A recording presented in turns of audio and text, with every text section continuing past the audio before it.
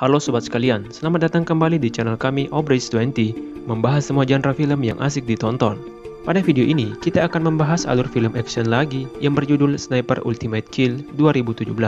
Berkisah tentang seorang anggota sniper intai marinir Amerika Serikat yang mendapat misi menangkap gembong narkoba di Kolombia, yang mana dirinya harus menghadapi seorang sniper yang memiliki senjata yang lebih canggih, yaitu senapan berpeluru kendali. Tanpa berlama-lama lagi, langsung saja kita ke ceritanya.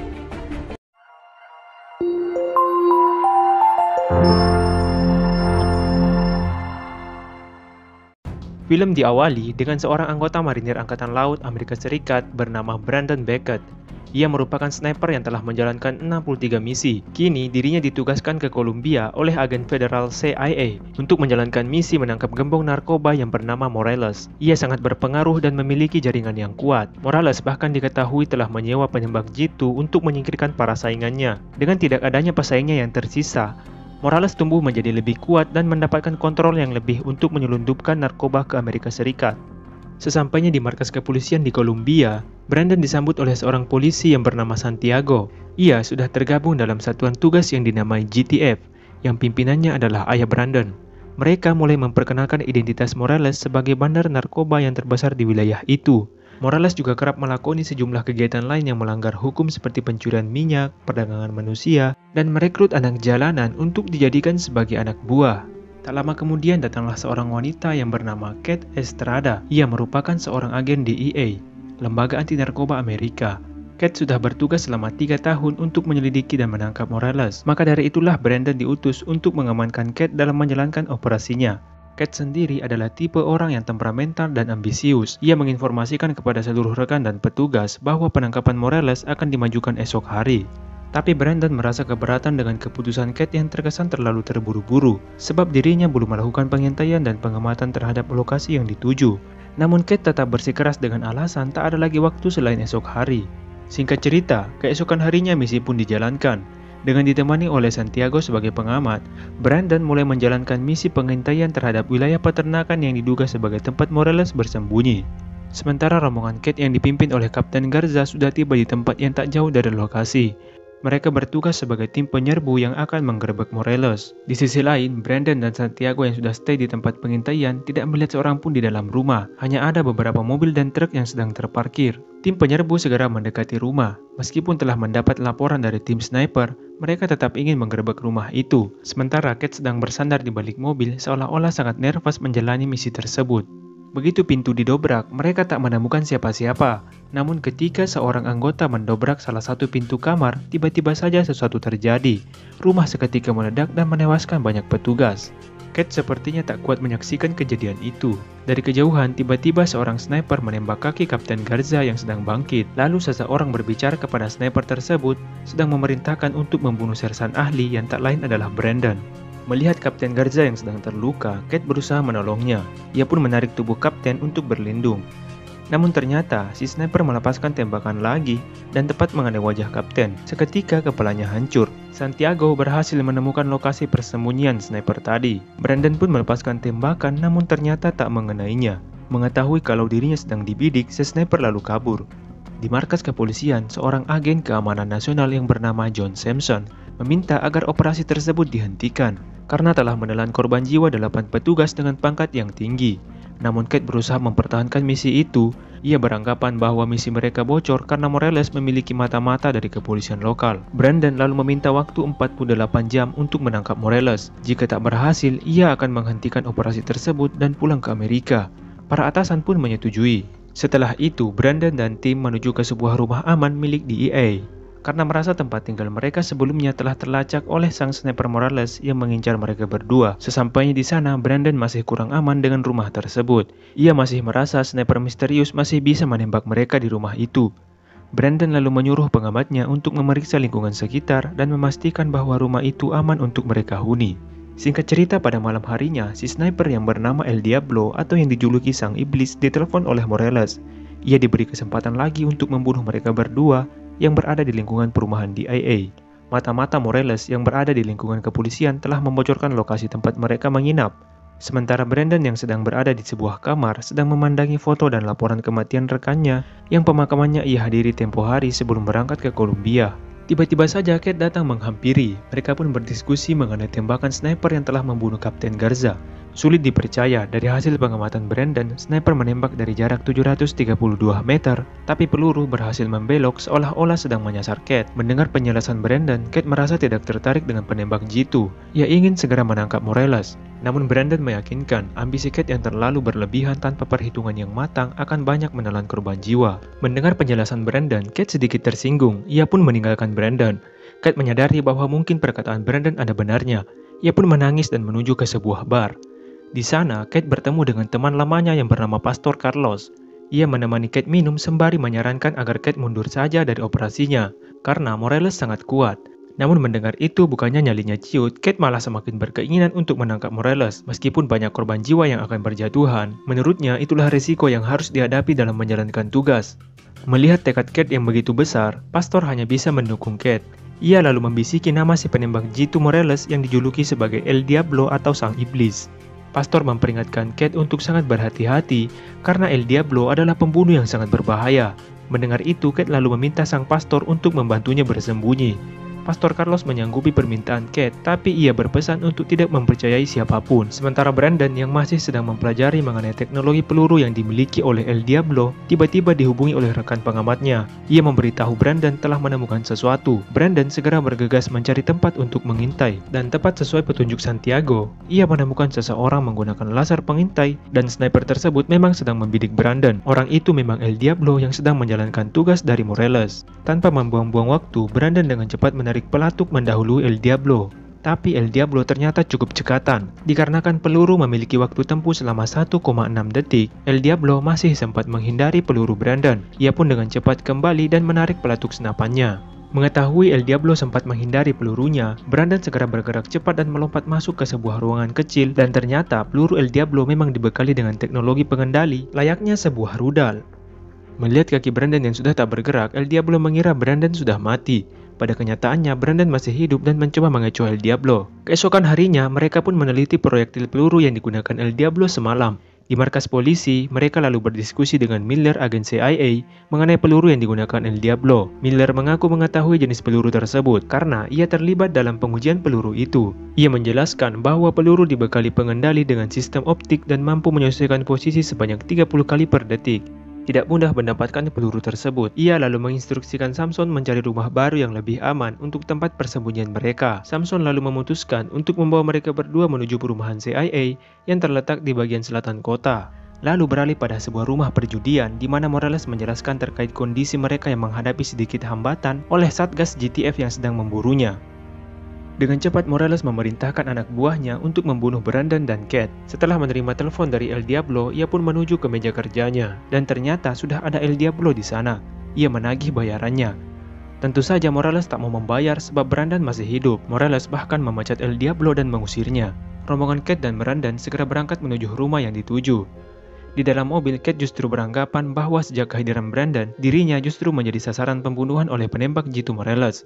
Namun Brandon membantah dengan mengatakan itu adalah resiko Kate sendiri yang berani berurusan dengan Morales. Tak lama, Kate menerima telepon dari Pastor Carlos yang memberitahu dirinya tentang El Diablo yang memiliki pacar bernama Maria Ramos. Ia mengaku tahu alamat Maria, tapi Pastor berpesan agar Kate berhati-hati karena lingkungan tersebut dikendalikan oleh anak buah Morales.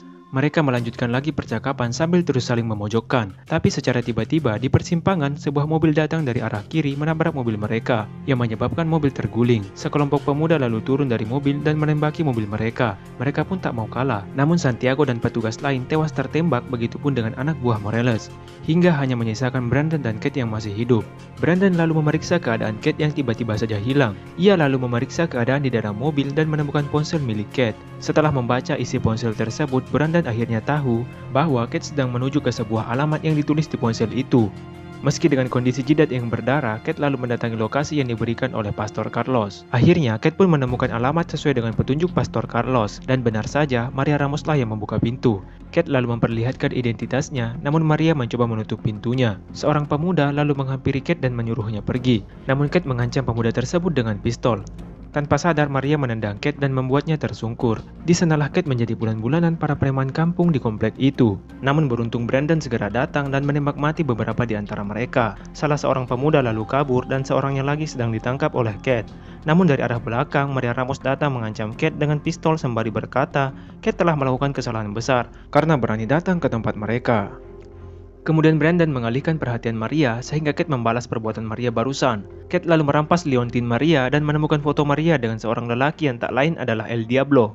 Merasa mendapat petunjuk mengenai si sniper misterius, Brandon lalu mengirim foto Maria dan El Diablo ke markas polisi dan meminta agar mereka mencari secepatnya identitas pria di foto tersebut. Brandon lalu menutup telepon setelah berpesan kepada ayahnya agar tak seorang pun yang boleh mengetahui posisi mereka berdua. Dengan cepat Thomas memerintahkan kepada seluruh petugas untuk men-scan wajah El Diablo. Mereka berdua lalu mendatangi Pastor Carlos dan meminta agar pastor mencarikan tempat persembunyian yang aman menurutnya. Pada malam harinya, Morales mendatangi El Diablo dan Maria yang sedang bermesraan. Dengan membawa sebuah pistol dan sekoper uang, ia meminta El Diablo melupakan sikapnya kepadanya beberapa hari yang lalu.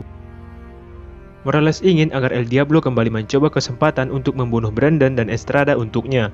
Ia sangat marah begitu mengetahui anak buahnya banyak yang tewas oleh Brandon. Singkat cerita, di sebuah klub malam di mana El Diablo sedang bertemu dengan salah seorang anak buah Morales. Ia meminta agar pria itu memberitahu di mana Brandon dan Kate berada. Setelah diberi sejumlah uang, akhirnya pria itu membeberkan bahwa ia pernah melihat Pastor Carlos bersama mereka. Di sisi lain, Brandon yang sedang berdiri di tepi jalan tiba-tiba didatangi oleh Kate yang mengaku menerima SMS dari Pastor Carlos untuk bertemu dengannya di depan gereja pukul 10 malam.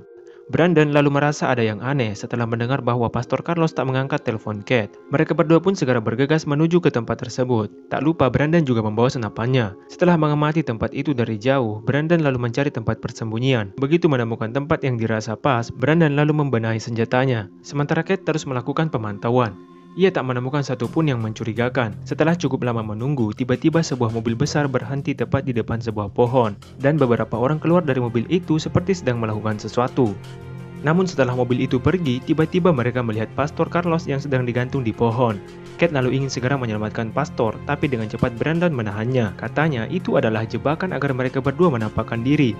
Di sisi lain, El Diablo sudah bersiap-siap dengan senjatanya sedang menunggu mereka muncul. Karena sudah tak ada pilihan, Brandon lalu berniat ingin menembak tali gantungan Pastor Carlos. Sementara Kate sudah sangat tidak tenang melihat Pastor tersiksa. Tembakan pertama Brandon ternyata masih sedikit meleset dan belum membuat tali terputus. Tapi hal itu ternyata membuat El Diablo mengetahui posisi mereka. Begitu Brandon menembak kedua kalinya, tali Pastor pun terputus dan secara bersamaan peluru El Diablo sudah melesat ke arah mereka. Beruntungnya kawat besi di ruangan itu mampu melindungi mereka. Mereka lalu segera mencari posisi aman, tapi Pastor Carlos yang sedang berusaha melepaskan jeratan tali di lehernya tiba-tiba dihajar oleh peluru El Diablo. Mendengar suara tembakan yang tidak menyasar ke arah mereka, Kate dan Brandon pun tahu kalau Pastor Carlos telah ditembak. Mereka berdua hanya bisa saling menatap penuh kecemasan dan tak bersuara. Esok harinya jenazah pastor pun diiringi oleh para jemaatnya yang berduka atas wafatnya sang pastor. Kate merasa sangat sedih karena kehilangan Pastor Carlos, sosok yang selalu ada membantunya di saat dirinya membutuhkan bantuan. Tapi tak lama kemudian, Brandon melihat seorang anak buah Morales yang turut hadir di tengah keramaian. Ia pun juga sedang melihat Brandon. Seketika pria itu kabur. Brandon pun tak tinggal diam. Ia berusaha mengejar orang itu. Dan akhirnya Brandon berhasil menangkapnya meski sempat melakukan sedikit perlawanan. Brandon lalu menyadarkan pria tersebut bahwa Morales lah yang telah membunuh pastornya. Brandon lalu meminta pria itu untuk memberitahu tempat persembunyian Morales. Walau pada awalnya pemuda itu menolak karena takut dibunuh, akhirnya pemuda itu bersedia memberitahu setelah Brandon berjanji akan melindunginya. Kemudian skuad penyerang pun segera berdatangan menuju sebuah rumah sesuai petunjuk pria tadi. Dan setelah digerebek, mereka betul menemukan Morales yang tak bisa memberikan perlawanan sedikit pun. Misi menangkap Morales telah selesai. Samson ingin membawa Morales ke pengadilan federal di Miami. Mendengar keputusan dari Samson, Brandon merasa kemungkinan El Diablo tidak akan membiarkan Morales hidup sampai ke pengadilan. Morales dan seluruh tim GTF akhirnya terbang menuju Miami. Dan benar saja, El Diablo juga menyusul mereka ke Miami. Namun anehnya, petugas imigrasi bandara meloloskan El Diablo. Sedangkan status El Diablo adalah buronan. Setibanya di Miami, Morales dibawa masuk ke dalam hanggar heli sambil menunggu jadwal sidangnya yang masih tersisa 2 jam lagi. Sementara Kate, Brandon, dan Thomas sedang membicarakan masalah keamanan Morales karena mereka tahu El Diablo dan antek-antek Morales tentu tak menginginkan Morales hidup sampai di pengadilan. Di saat yang sama, El Diablo tengah berada di sebuah ruangan bagian dari jembatan penyeberangan, sedang melubangi kaca yang tentu saja untuk menembak mati Morales. Tak lama kemudian, Miller datang mengenalkan sebuah teknologi peluru yang cukup canggih, dan diharapkan bisa menandingi peluru El Diablo. Konon, peluru tersebut akan meledak di jarak yang telah ditentukan. Tepat pukul 12.30, mereka pun segera bergegas membawa Morales menuju ke pengadilan. Beberapa mobil petugas melakukan konvoi mengantar Morales menuju ke pengadilan di mana Morales akan diadili. Sedangkan Brandon, Kate, dan kawan-kawan sedang melakukan aksi pemantauan terhadap segala ancaman yang kemungkinan akan muncul. Brandon lalu membisiki Samson bahwa konvoi tadi hanyalah sebuah tipuan, karena Morales yang sesungguhnya berada di mobil lain. Tampak sebuah mobil yang berisi sekelompok pria bersenjata sedang akan bersiap menyerang dan sepertinya telah menerima perintah. Begitupun dengan El Diablo yang sejak tadi telah bersiap dengan senapannya yang mengerikan. Ia masih terus memantau dan menunggu informasi dari seseorang. Tak lama kemudian konvoi petugas pun melintas. Mereka bertiga lalu siap sedia, tapi tak terjadi apa-apa. Tak ada serangan El Diablo seperti yang mereka sangka. Tak lama setelah itu, keluarlah mobil van putih yang mereka sebut sedang membawa Morales yang asli. Dengan cepat, kelompok pria bersenjata tadi langsung mengejar mobil tersebut. Dan dengan sigap, El Diablo menembakkan peluru menghentikan laju mobil itu.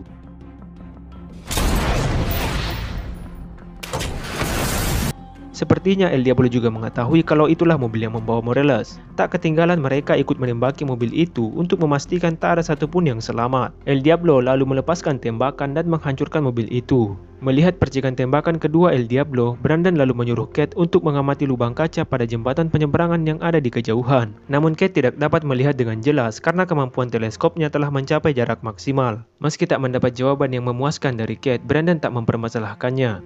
Ia pun membidik sasaran dengan penuh keyakinan lalu menarik pelatuknya. Peluru pun melesat dengan cepat. Melihat percikan api dari kejauhan, El Diablo hanya terkejut. Namun El Diablo tak sempat menghindar lagi. Akhirnya peluru menembus kaca dan meledak tepat di atas kepala El Diablo. Riwayat Enric alias El Diablo pun tamat. John sangat heran ketika melihat tak ada satupun mayat di dalam mobil. Mereka akhirnya berterus terang bahwa mobil tersebut adalah mobil kosong yang dikendalikan dengan remote. Mereka bertujuan untuk memancing sniper musuh dan agen keamanan nasional yang bekerja sama dengan Morales, yang tak lain adalah John Samson sendiri. Mereka menemukan bukti bahwa John Samson telah menjadi mata-mata Morales setelah anak buah Miller menyadap ponsel John yang berisi percakapan kepada Morales dan El Diablo. Namun John masih membela diri. Ia beralasan melindungi Morales karena dirinya dan Morales telah memiliki sebuah kesepakatan di mana Morales membantu agen keamanan mencegah masuknya bom ilegal. Namun Brandon mengingatkan kembali korban-korban akibat ulah Morales, tapi Samson malah balik menyalahkan Morales. Mendengar itu, Kate semakin tak tahan menahan emosi. Ia langsung menghajar wajah Samson dan pingsan. Akhirnya, Samson dibawa ke pengadilan untuk ikut serta mempertanggungjawabkan perbuatannya. Dan film sekian.